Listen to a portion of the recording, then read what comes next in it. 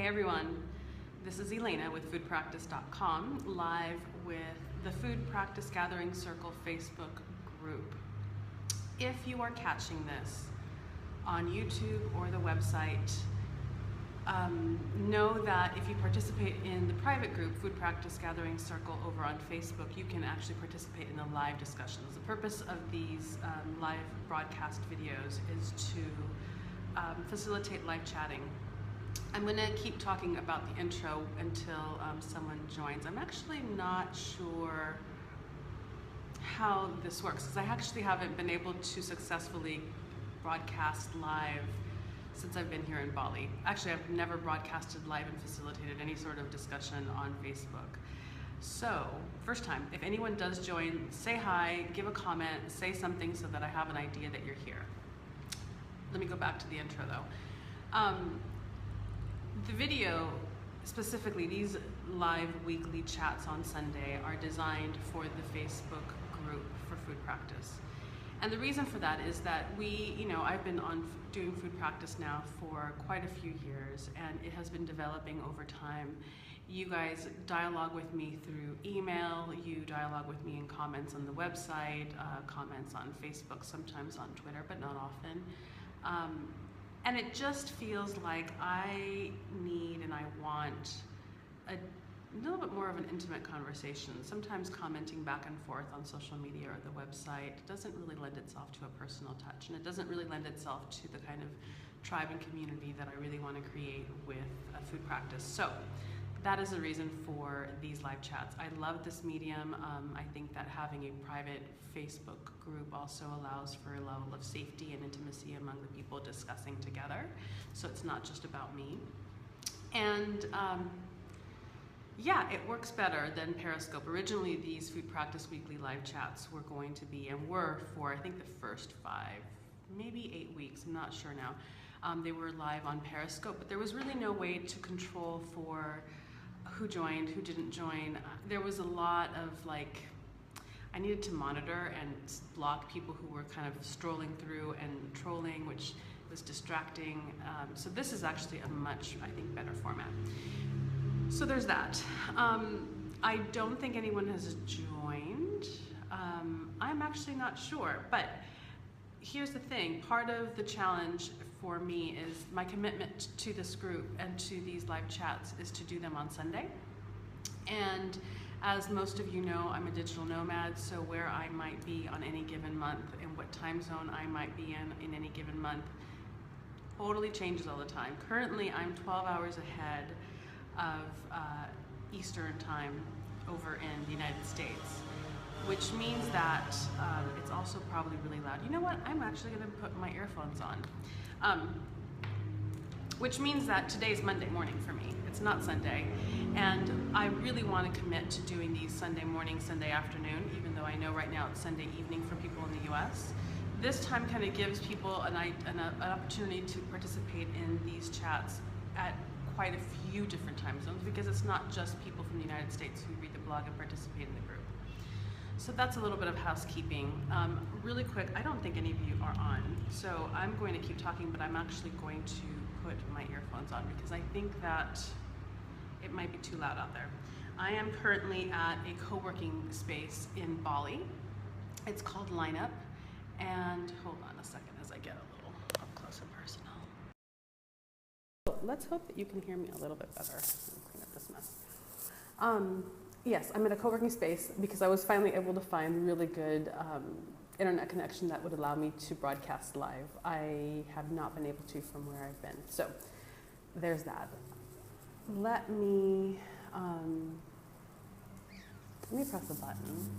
You guys are with me on the very first one, so you can, oh, okay, so maybe not.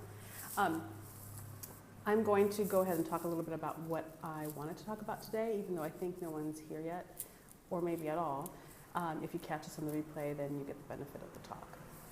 Food practice is really about, food practice is an applicable philosophy. I think that that's probably the best and most concise way to define what food practice is. And that applicable philosophy is about creating a mindful relationship with food and a mindful way to facilitate connection around the dinner table through food. So it's got two arms. It's basically the personal. It's about your personal relationship with food and how you create meaning and connection to life with food. But it's also about how most of you, I think it's probably safe to say that everyone, I'm going to say that everyone who participates in food practice through reading the blog, the newsletter, on Facebook, you probably all have found yourself in a situation where you're cooking for others, if not the predominant cooker, right, for the people in your life, either your family, your friends, your lovers, whomever it may be. So it's got two branches. Food practice is about both the food relationship that you have, the relationship that you have with food and how you take in life and how you dance in union with life, because that's what food is about. And it's about also, the second arm of food practice is about how you facilitate those connections and that meaning with the people that you cook for and the people that you gather around the dinner table with. Oh my gosh, Luna, welcome, yay! So I've been talking, I think you're maybe the first person who's joined. It says one person. This is the first time that I've actually broadcasted live. So for the first, I don't know how many minutes of this broadcast, I kind of talked a little bit about what this group's about. I'll repeat it again for you. And now I'm talking about what food practice is. So really quickly, I feel like this is probably going to be the bumpiest live chat simply because it's my first, so bear with me. Food Practice Weekly is really about getting together with you guys here in the group and having a live discussion about some aspect of food practice and also fielding questions and dialogue with you guys. So there's that. And when it doesn't happen, I post the recording or the post-recording of these videos, if I can. Now I'm actually not sure that I can, over on YouTube as well as on the website.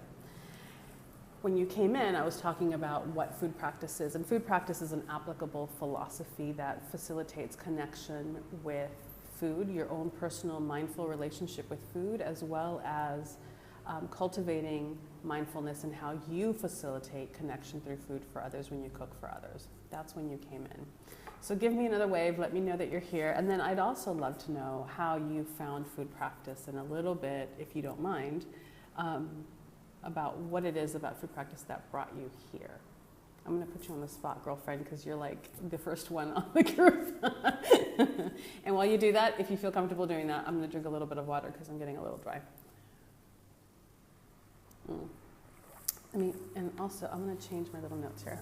I'm in Bali. My time zones are crazy. So that means that, as I said before, I will always try to shoot for Sundays. Ideally, it would be Sunday morning, Sunday late morning, or early afternoon, US time, all three time zones. But because my time zones change monthly, bi-monthly, depending on what's going on in my life, I just try to hit Sunday. I struggle with this space. I have been a binge eater turning reformed into a tuned eater. Is that what you mean? Yeah. Binge eating is really a huge struggle for so many people. Even I think people who don't really, who aren't aware that there is some sort of disordered eating going on. I think that that's particularly true in Western culture. Thank you for sharing that. That's really a very potent thing to share right off the bat. I really commend you for your bravery. But I also want to say that that's part of the reason why this group is private, because our relationship with food is a very intimate relationship, and it really ties into the very heart and soul of who we are and our struggles. How we relate to life is really reflected in how we relate with our food. And I think that there's something very powerful in that connection, that when we change one, we change the other, and vice versa. Like, there's no chicken and egg, but I think that it can be a very powerful tool in determining how we're dancing with life force, however you define that. And when I say those things, I don't necessarily mean God or any specific religion or cosmology, but there is a divine life force that we are constantly in dance with, and how we relate to food is a very potent mirror as to how we relate to life. So the binging is a big deal, and I've certainly, I have been involved in binge eating as well in my life. I've struggled with binge eating, I've struggled with restrictions, and I've struggled with not really having a connection to what it is that I need in the moment. And I think that's what binge eating is really about at its source, that we're needing a specific type of connection, and lacking that specific type of connection, food is a really amazing way of medicating and comforting and anchoring and weighing us down so we don't feel so out of control. There's a lot to explore there, but I really want to commend you for sharing that, Luna. That's really courageous and powerful for you to share with me when you really haven't met me yet. So thank you for that.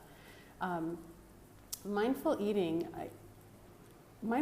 is a really beautiful way to experience pleasure. It's a really beautiful way to nourish your body, and it's a really beautiful and powerful tool to facilitate our personal communication with our body. We're so cut off from our body for many, many, many reasons, particularly women, that when you start to practice the tenets of mindful eating, you become so much more aware of what's going on internally in your body, what's going on internally with your health. There becomes this beautiful feedback loop with yourself where it happens in real time. It's not necessarily you look back a couple weeks, I was feeling weird a couple weeks ago, maybe that's what it meant. We can do that, we do that a lot, but one of the things that mindful eating really helps to facilitate is this ability to do that conversation with your body in real time. So the minute it happens, you're tuned in. And I think it's probably one of the most, I'm not going to say the most, but one of the most potent benefits of having a mindful eating food practice. It creates that internal feedback loop. You start sourcing your wisdom from within, which is very powerful and can really liberate us in our lives in every aspect. It's not just about food. So there's that. Do you have any questions, Luna, about what food practice is before I continue babbling? I want to make sure that I leave room for this. It's also, I got to tell you and admit to you that it's interesting because when I do these videos, I don't have people talking back to me, which I've been craving. I wanted to have this kind of two-way or however many people are on dialogue, and I've been practicing so much just talking to myself, even though as if I'm talking to you guys, but you're not really there to interact with me, that it's a little strange. Thank you. So, and I've been babbling a lot on, I haven't done it in a while, but I have a Periscope channel where I talk a lot about gratitude. And I've loved Periscope for that reason, that there's this back and forth, right? But it's a little bit different than this setting. So anyway, all of that to say that please feel free to jump in. What else did I want to share? I wanted to share what food practice was. One of the purposes and missions of the Food Practice website, which I encourage you to go to, is to share and provide constant learning information for people on all aspects. I'm working out how to better divide the two branches of what food practice is, the mindful eating, the personal relationship with food, and then the other branch being how you facilitate that in other people. Because most people, and I'll ask you, most of us cook for other people as well. I don't know, do you cook for other people, Luna? Do you have people like that you're regularly cooking for? It may be your family, like you have a husband or a wife, or you have children. It may be friends, it may be with work. I know people who also cook a lot for a living. But no matter what, I don't want to say position, no matter what role our cooking for other people take, we facilitate a holy union when people are taking in food, your wife and you, beautiful. So I cook for my husband and it's a holy act. Like you are preparing the nourishment and the sustenance of their life when you feed them. I mean, this is big work and people don't really look at it that way. It's so easy. I mean, I fall into this so often, like, oh God, I have to cook tonight. And it takes a lot of practice to get out of that that mindset, right? Because just even that attitude, when I approach the food, now it's a chore.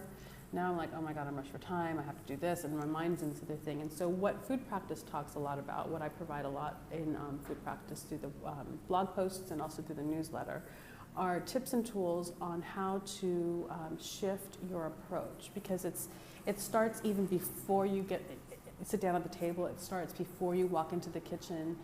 to cook. Oh, I love that you bake for your coworkers. I love bakers. I suck at baking. I'm really good at cooking. I suck at baking. So whenever like I meet someone who knows how to bake, it's like, oh, because it's such a science, you know. Hey Tanya, welcome. Woohoo, more people are coming. So I'm talking about, on food practice, I provide tips and tricks and tips. They're not really tips and tricks, but they're tips and how-tos on how to, before you even sit down, before you even start cooking for someone else, how you approach the act of cooking and interacting with your food, because it has to happen way before you sit down. It has to happen way before you enter the kitchen. There is a shift where your mind has to shift so that you're not in this crazy mindset of, oh my God, I have to cook. Oh my God, I have 1,000 things to do. Da, da, da. And we have so much running through our minds all the time that food practice begins way before you even enter the room. So that's one of the things that I talk a lot about in food practice and the ebooks that I put out. So that's the intro. And I have a weird hair. You guys have to let me know when I look weird, because, you know. That's the intro to what food practice is. If you have any questions, please throw them down now and I'll answer whatever you want to talk about, or any questions that you might have. I really wanted this just to be an idea giver of what food practice is, because a lot of new people joined the group this week, and some names are familiar, a few are not, and I wanted to kind of get an idea where you're coming from. So this is what I want. I'm going to close this out, but you have homework. Those of you who are listening to this after the fact, after the live broadcast, please in the comments below, tell me how you found food practice, why you felt compelled to join the group, and what about food practice is calling to you. Is it more about developing a much more mindful relationship with food? Or is it more about learning to facilitate mindful connection with food in others when you cook for them at the dinner table or at work when you bake for other people? Like, which of those two branches calls to you most, and why? So those are I think I actually gave you 4 questions. Those are the 4 questions that I would love for you guys to take some time to answer in the comments. Feel free to please comment with one another and interact. I will absolutely be heavily participating in this group as well and commenting with all of you. I want to invite you guys to go to the website, foodpractice.com. There's all sorts of recipes and practices and things going on there. I also want to give you guys a little heads up that September 1st, potentially September 2nd, depending on my calendar here and there, the fall ebook for Food Practice Through the Seasons is going to drop. So I will let you know when that actually goes live so that you guys can buy it, because it's a really great book of 13 practices that you go through throughout the whole season of fall. And those of you who are in the group will get a nice chunky discount. So there's that. Other than that, I think I'm going to close this out for now, but thank you guys for participating. The 2 of you, Luna and Tanya, for joining. Thank you. I will, if I can, because this is the first time I've actually live broadcast on Facebook. I'm actually not sure if my book or my phone keeps the video, but if it does, I will go ahead and throw it down on YouTube, and I will put it over on the website. If you're not listening to this live, if you're not catching this on Food Practice Gathering Circle on Facebook, these are live chats that happen weekly on the Food Practice private group in Facebook. And the private group is called the Food Practice Gathering Circle. If you want to participate live, go over there, make a search, do a search, and ask to join. I will put a link to that in the notes, okay? So, did you guys hear that? I don't know if you guys can hear that, but that was a gecko. That's one of the beautiful things about being in Bali. All these little geckos make noise. Anyway. Have a wonderful Sunday, whatever's left of your Sunday. Thank you so much for participating. I really appreciate it. Good to meet you, Luna. And Tanya, I don't know that you're still here, but it was good to see your name pop up, Wolf Woman. I totally miss you. All right.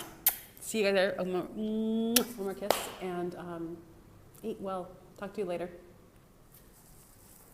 You know what? I don't even know how to turn this off. Hold on.